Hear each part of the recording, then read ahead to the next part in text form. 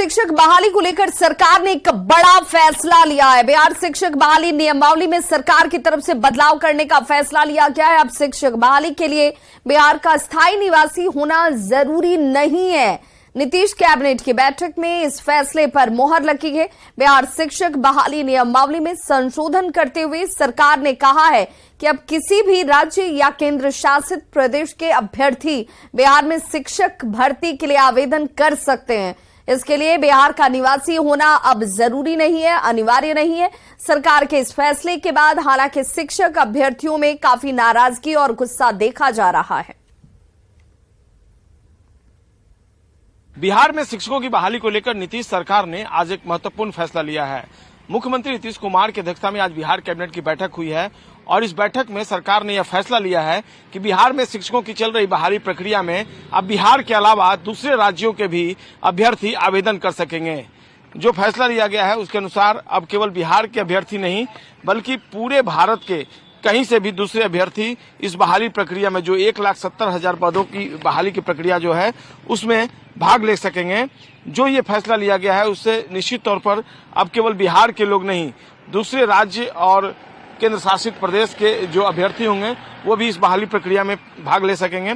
ये जो फैसला आया है ये देखिए, यहाँ पर बिहार राज्य विद्यालय अध्यापक नियुक्ति स्थानांतरण अनुशासनक कार्रवाई एवं सेवा शर्त संशोधन नियमावली 2023 की स्वीकृति के संबंध में इस नियमावली के संशोधन के उपरांत विद्यालय अध्यापक के पद पर नियुक्ति हेतु बिहार के अस्थायी निवासी होने की अर्हता अनिवार्य नहीं रहेगी। के पाठक, अपर मुख्य सचिव, शिक्षा विभाग। अब सवाल यही है कि सरकार ने ये फैसला ले लिया।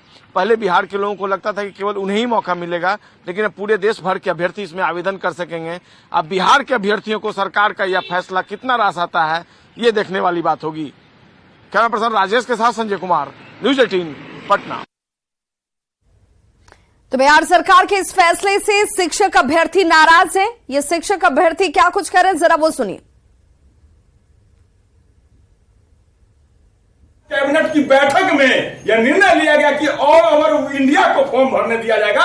मैं इसका कड़ा विरोध करता हूं और रोड पर उतर रहा हूं, कल से रोड पर उतर रहा हूं। आपने समझ क्या लिया? यह नियमावली में रोज संशोधन पे संशोधन समझ क्या लिया है? बिहार के युवा यहाँ बेरोजगार बैठे हुए हैं और अदर राज्य में जगह नहीं दिया जाता है फॉर्म भरने का। आप पूरे ऑल ओवर इंडिया को फॉर्म भरवाइएगा।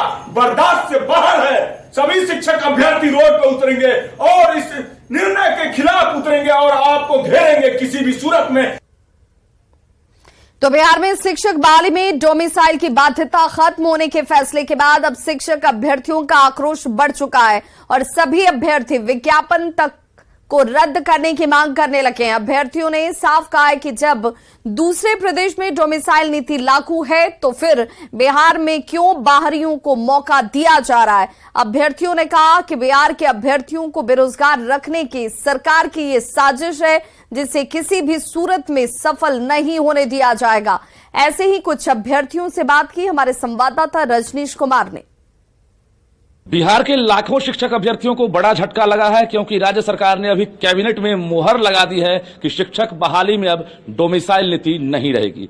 अब इस फैसले के बाद शिक्षक अभ्यर्थी क्या सोचते हैं सीधी तरह से हम बातचीत करेंगे क्योंकि इस वक्त हम एक कोचिंग संस्थान में हैं और जैसे ही खबर मिली है कि अब डोमिसाइल नीति खत्म कर दी गई है उसके बाद साफ तौर से जो अभ्यर्थी हैं वो आक्रोशित हैं।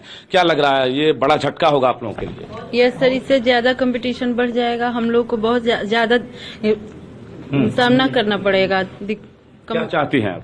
सर ये चाहते हैं कि या तो ये रद्द हो जाए नहीं तो डोमिसाइल लागू किया जाए। जी काफी बड़ा, बहुत ही बड़ा झटका दिया है। इससे हम लोगों को काफी दिक्कत हो रही है और कंपटीशन में भी भाव बढ़ जाएंगे। जैसे कि अदर स्टेट वाले आकर के यहाँ बढ़ जाते हैं सबसे पहली बात। और पिछले चरण का मैं बता रहा हूँ, छठा चरण में मुजफ्फरपुर में लगभग 25 सीट में वहाँ पे 24 जो कि अदर स्टेट के थे, पश्चिम बंगाल, जम्मू कश्मीर, हरियाणा और उत्तर प्रदेश के। इससे हम लोग को काफी दिक्कतों का सामना करना पड़ता है, जिससे कि हम लोग को सोच रहे हैं कि नया नियमावली को रद्द करके जो डोमिसाइल अभी फिर हटा दिए उसको नाम हुआ फिर से संशोधन किया जाए। दूसरे स्टेट में बिल्कुल मौका नहीं मिल रहा था तो हम लोगों को भी दूसरे स्टेट के क्यों मौका मिले। बिहार में बहुत दिनों के बाद जो सीट मिला उसमें कंपटीशन हाई हो जाएगा जिससे हम लोगों को बहुत झेलना पड़ेगा। कहेगी ना कंपटीशन से आप लोगों को डर लगता है? नो सर, कंपटीशन से डर नहीं लगता है। सीट है जो तैयारी कर रहे हैं, एन मौके के पे ऐसा नहीं होना चाहिए। आप लोगों ने फॉर्म फिलअप किया है, अब इस विज्ञापन से फॉर्म भरेंगे आप? नहीं भरेंगे सर, भरना ही नहीं है। हम लोग को बिहार वाले को मौका दिया जाए, बाहरी को मौका नहीं दिया जाता, क्योंकि